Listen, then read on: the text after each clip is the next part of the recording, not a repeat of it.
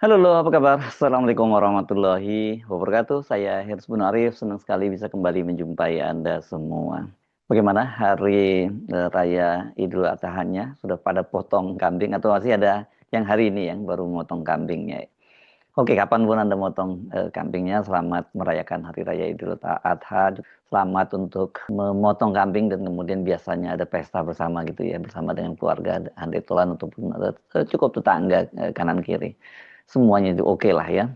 Oke, saya mulai ajak Anda untuk bicara lagi soal masalah politik ya. Ini mantan Presiden Joko Widodo akhirnya buka suara soal desakan pemakzulan putranya Gibran Rakabuming sebagai wakil presiden. Menurut Joko Widodo, dalam sistem ketatanegaraan di negara kita, presiden dan wakil presiden itu satu paket.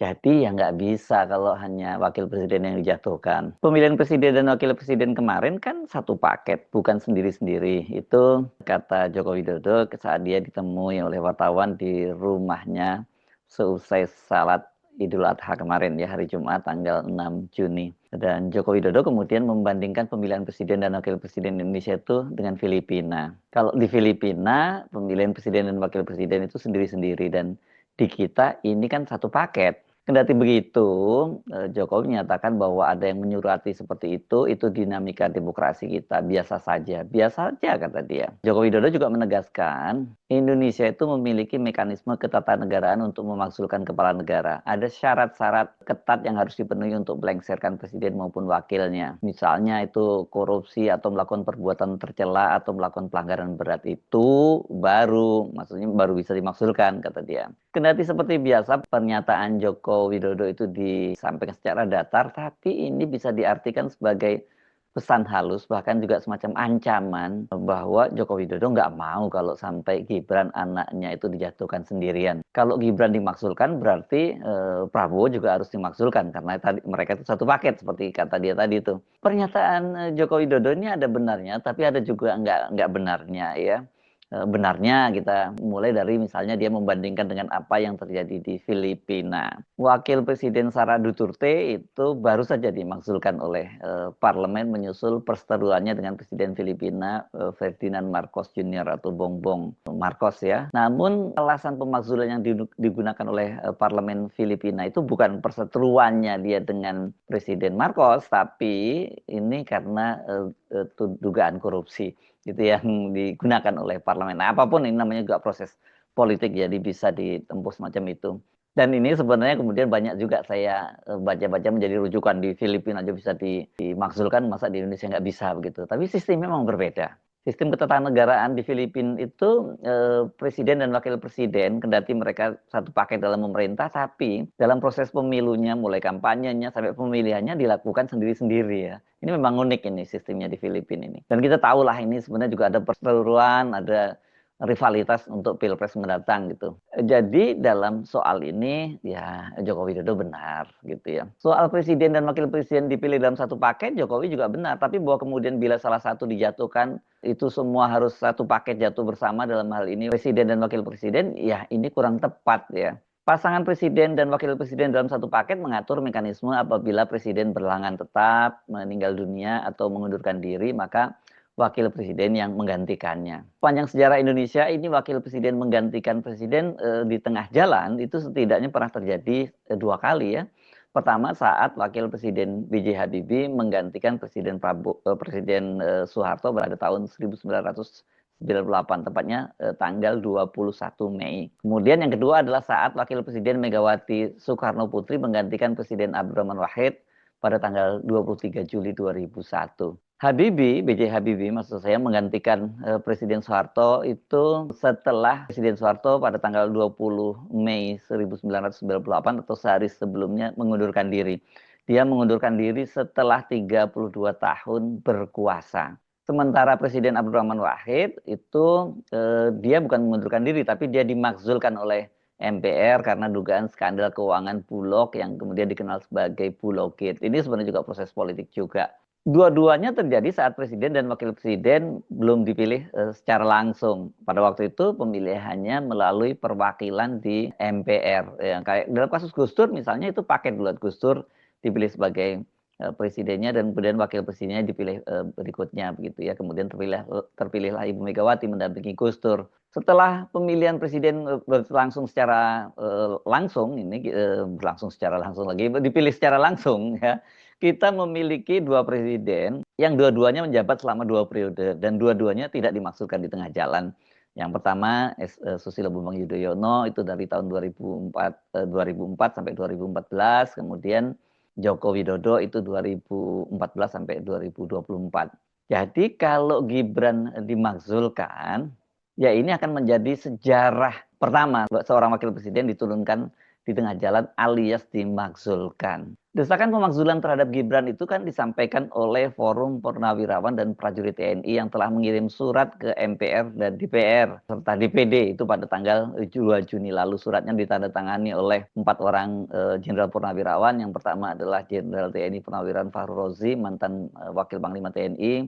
Kemudian Jenderal TNI Purnawirawan Tiasno Sudarto, mantan Kepala Staf TNI Angkatan Darat. Berikutnya mantan Kepala Staf TNI Angkatan Laut, Laksamana TNI Purnawirawan Slamet Subianto, dan mantan Kepala Staf TNI Angkatan Udara Marskal TNI Purnawirawan Hanafi Asnan, dan diketahui oleh atau direstui kalau suratnya ini oleh mantan Wakil Presiden dan juga mantan Panglima ABRI Jenderal TNI Purnawirawan Tri Sutresno. Ada 4 alasan mengapa kemudian mereka mendesak agar Gibran itu dimakzulkan. Pertama adalah pelanggaran prinsip hukum, etika publik, dan konflik kepentingan. Kedua, kepatutan dan kepantasan.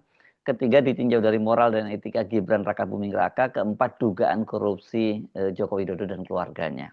Surat mendesak pemakzulan Gibran itu kemudian mengundang pro kontra. Ya, banyak yang menyatakan bahwa pemakzulan Gibran itu sulit karena aturan dalam Undang-Undang Dasar 1945 memang berliku. Ini perpaduan proses hukum dan politik, dan itu diatur dalam pasal 7A dan 7B. Undang-Undang Dasar 1945 amandemen ini ya, amandemen 2 itu pasal 7A berbunyi, Presiden dan atau Wakil Presiden dapat diberhentikan dalam masa jabatannya oleh Majelis Permusyawaratan Rakyat atas usul Dewan Perwakilan Rakyat, baik apabila terbukti telah melakukan pelanggaran hukum berupa pengkhianatan terhadap negara, korupsi, penyuapan, tindak pidana berat lainnya, ataupun perbuatan tercela, maupun apabila terbukti tidak lagi memenuhi syarat sebagai Presiden dan atau Wakil Presiden. Nah, di pasal 7B-nya itu dinyatakan di situ bahwa pemakzulan dapat diajukan oleh Dewan Perwakilan Rakyat kepada Majelis Permusyawaratan Rakyat hanya dengan terlebih dahulu mengajukan permintaan kepada Mahkamah Konstitusi untuk memeriksa, mengadili, dan memutus pendapat Dewan Perwakilan Rakyat bahwa Presiden dan atau Wakil Presiden telah melakukan pelanggaran hukum berupa pengkhianatan terhadap negara, korupsi, penyuapan, tindak pidana berat lainnya, atau perbuatan tercela, dan atau pendapat bahwa Presiden dan atau Wakil Presiden tidak lagi memenuhi syarat sebagai presiden dan wakil presiden. Itu yang diatur dalam undang-undang. Namun sebenarnya realitasnya juga bisa lebih mudah kok ya, bahwa pemakzulan itu sebenarnya sangat mudah. Mau sekarang disepakati pemakzulan dan besok dimakzulkan mudah. Besok dimakzulkan itu bisa. Selama para elit politik sepakat. Jadi sebenarnya sangat tergantung proses politik. Sementara kalau dari sisi hukumnya itu nanti justifikasinya banyak.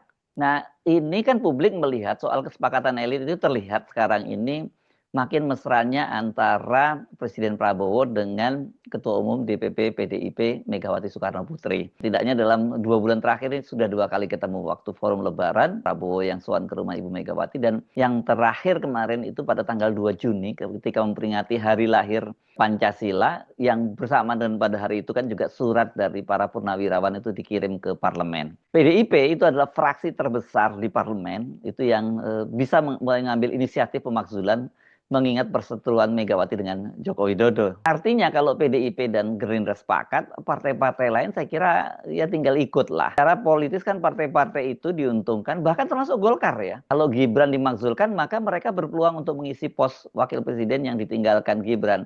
Hanya saja kan sekarang ini memang Ketua Umum Partai Golkar itu dijabat oleh Bahlil Lahadalia, yang ini adalah proksi dari Joko Widodo. Orang yang memang ditempatkan dari Joko Widodo untuk menjaga Golkar gitu.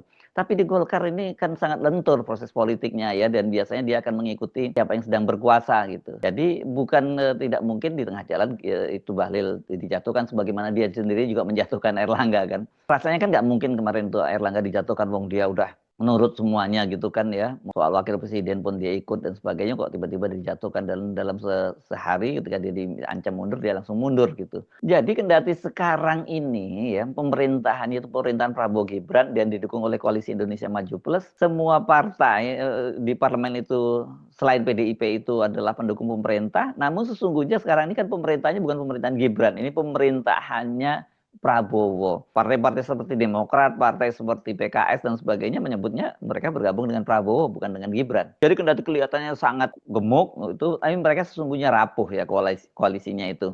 Ya mereka itu bersatu karena disandra oleh Jokowi. Itu kan pada waktu Jokowi masih jadi presiden. Sekarang kan cengkeramannya meskipun masih kuat mulai mengendur lah. Setidaknya tidak sekuat saat dia masih jadi presiden. Kalau jadi presiden langsung bisa perintah sana perintah sini gitu ya. Dan nggak ada halangan lagi. Sekarang masalahnya memang tergantung pada Prabowo Subianto ya sebagai ketua umum Partai Gerindra. Saya membaca pernyataan dari mantan ketua Mahkamah Konstitusi yang juga mantan ketua Majelis Kehormatan Mahkamah Konstitusi Profesor Jimli Asidiki. Ini yang dikenal juga sangat dekat dengan Presiden Prabowo. Dia meyakini bahwa Presiden Prabowo itu akan melindungi Gibran. Sebab menurutnya yang menginginkan Gibran sebagai wakil presiden itu adalah Prabowo sendiri. Dan soal ini juga pernah diakui oleh Prabowo. Ini saya buka-buka tadi itu menjelang Pilpres pada waktu itu ya, ketika mereka sudah ditetapkan sebagai pasangan nomor urut 2 bersama dengan Gibran. Waktu itu Prabowo membantah bahwa dipilihnya Gibran sebagai calon wakil presiden itu karena politik dinasti. Dan kemudian ini adalah cawe-cawe Jokowi sehingga menempatkan anaknya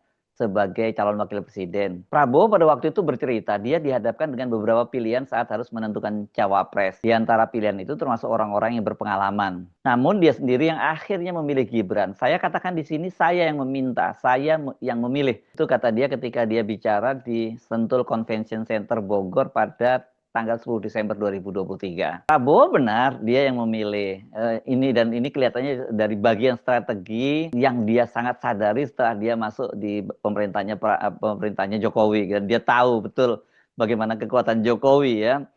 Dia paham dia tidak mungkin menang tanpa menggandeng Gibran. Ya, karena cengkeramannya Jokowi kan sangat kuat. Semua di bawah kendalinya Jokowi, polisi, KPU, ASN, sumber daya kekuasaan, gubernur-gubernur semua dikuasai oleh Jokowi. Jadi rasanya nggak mungkin kalau dia kemudian tidak bersama Gibran atau Gibran digandeng oleh calon lain maka Prabowo bisa menang tuh itu pasti nggak mungkin. Makanya itu Prabowo yang menyatakan saya memilih dia. Itu bagian dari strategi yang harus diambil oleh Prabowo.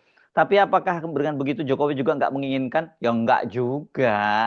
Sejak awal jelas dia menginginkan Gibran menjadi wakil presiden lah setidaknya. Kalau setelah dia gagal untuk maju kembali 3 periode atau yang pada waktu itu kan setelah gagal dia coba memperpanjang masa jabatannya dengan alasan COVID. Tapi semuanya kan ditolak. Yang paling kencang menolak justru Ibu Megawati sendiri.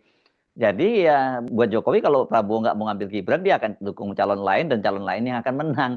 Jadi saya kira ini kalau dibawa kemudian Gibran itu jadi calon wakil presiden, Pak nggak ada keinginan apapun dari Pak Jokowi, saya kira nggak benar juga gitu. Jadi makanya saya menyebut ini ketika Pak Jokowi menyatakan bahwa ini satu paket gitu, ini pesan dan ancaman halus lah dari Pak Jokowi kepada Pak Prabowo. Jadi Anda jangan salah paham bahwa wah Jokowi paham banget ya terhadap sistem kenegaraan, ketatanegaraan kita gitu ya.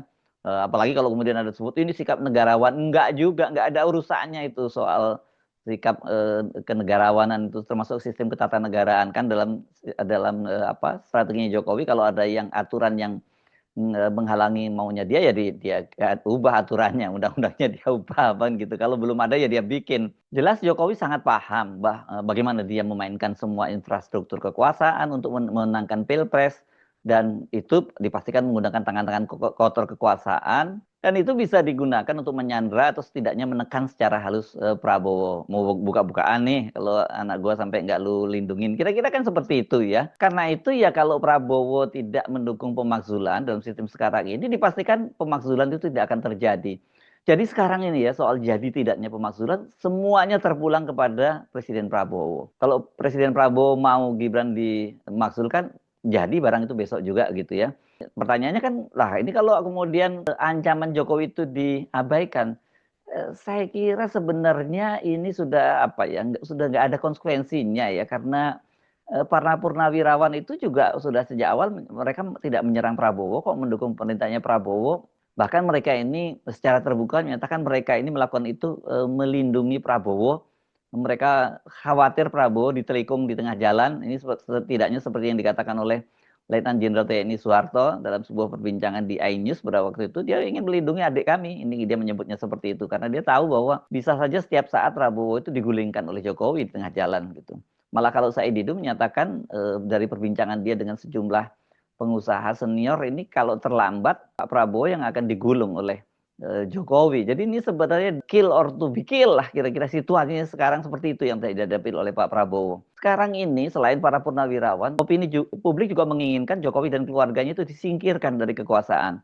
Jokowi itu sekarang lewat isu ijazahnya dan Gibran itu lewat pemakzulan. Lagi pula kalau alasannya nanti dasar hukumnya dikhawatirkan itu jadi halangan di Mahkamah Konstitusi, saya kira sebenarnya juga enggak juga, ini sangat kuat ya kan. Jelas proses terpilihnya Gibran itu kan cacat ya. Keputusannya clear kok di Mahkamah Konstitusi, di Majelis Kehormatan Mahkamah Konstitusi bahwa itu pelanggaran berat. Jadi kalau pelanggaran berat ya harusnya kan putusannya itu juga cacat gitu. Kemudian juga tadi kan disebut soal etika ini yang oleh para purnawirawan berkaitan dengan Fufu Fafa yang diyakini itu adalah akun Gibran yang cuitan-cuitannya di masa lalu itu betul-betul ya tidak menunjukkan kelas seorang tokoh yang layak menjadi wakil presiden gitu. Dan soal korupsi kan sebenarnya Gibran ini bersama adiknya Kaisang Pangarep sudah sempat dilaporkan ke KPK oleh dosen dan aktivis dari UNJ Dr. Ubaidillah Badrun. Tapi sampai sekarang sama KPK kan nggak ditindaklanjuti. Kalau kasus itu dibuka dan kemudian terbukti bahwa Gibran korupsi kan bisa langsung ditindaklanjuti itu prosesnya, proses politiknya. Jadi sekarang benar-benar tergantung proses politik dan untuk politik itu kata kuncinya sepenuhnya itu di tangan oleh Pak Prabowo. Karena itu Jokowi sekarang mencoba menekan Prabowo dengan menyatakan satu paket.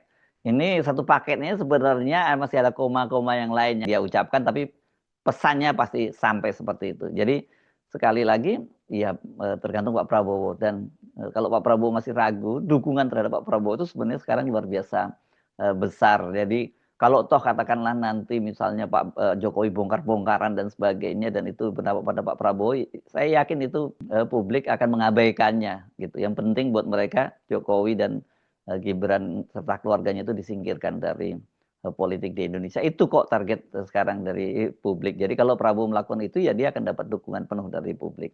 Saya Hersbun Arif, sampai jumpa lagi. Wassalamualaikum warahmatullahi wabarakatuh.